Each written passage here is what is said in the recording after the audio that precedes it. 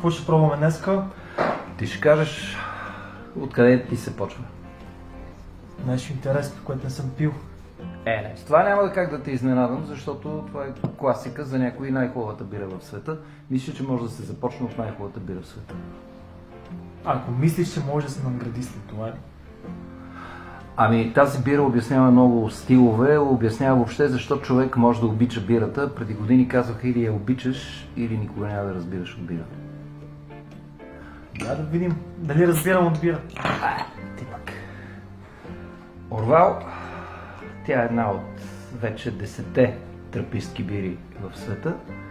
Айде да си доставим удоволствие на всичките сетива, защото тази пяна съдържа много от нейните тайни. Тайната е и в маята, тайната е и в другите й съставки. Както знаем, тези бири трябва да ферментират на температура около 18, 20, 24 градуса. Да имат една много хубава консистенция, така като ги гледаме да имат нека прозрачност, пяната да е плътна и разбира се да няма големи мехурчета в нея. Какво ще кажеш? Здраве ще кажа. Ти за ухото, да, защото на очите си се зарадвахме, с носа си се зарадвахме, сега е време след ушите да се зарадва и устните ни. Радост за моите лице. Откъде? Кажи ми, кое най-ти харесва? Честно казвам, да, както каза ти, аз не се изненадвам от Орвал. Мене много ми харесва, първо сравнявайки с белгийските горчивината, която изпъква на фона на класическите блондове, силни елове, дубали и така нататък. Обаче на какво се дължи тази горчивина?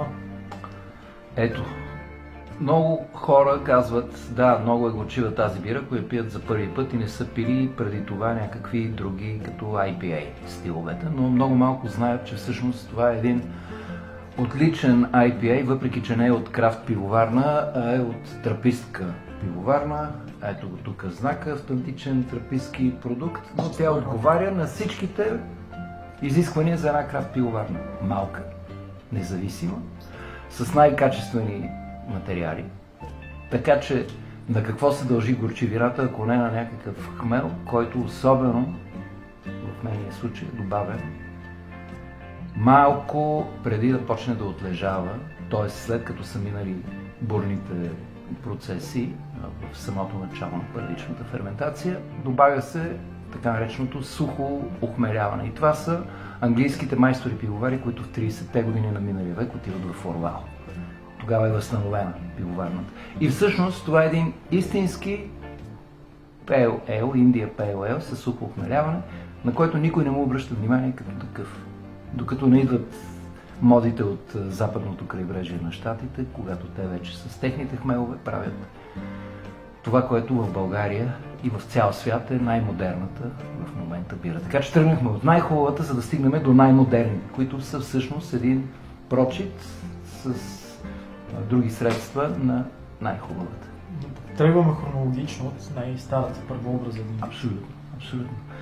Защото Pale Ale всъщност, за да стане Индия, той е трябвало да има малко повече сухо вещество и да има и малко повече хмел, което значи повече мелци, повече хмел, те да се балансират и да може да изтрае едни дълги пътувания.